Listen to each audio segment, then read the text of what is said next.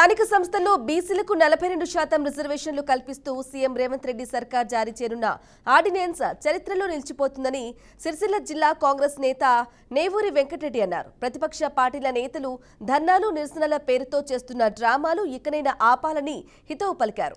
రాహుల్ గాంధీ ఆదేశాలతో CM Revanth Reddy, PCC అధ్యక్షుడు మహేష్ కుమార్ గౌడ్ చొరవతో బీసీ కులగణన పూర్తి చేశామన్నారు. స్థానిక సంస్థల్లో ఎన్నికల్లో 42% రిజర్వేషన్లు పూర్తి చేయడంతో దేశం మొత్తం తెలంగాణ వైపు చూస్తోందని అన్నారు.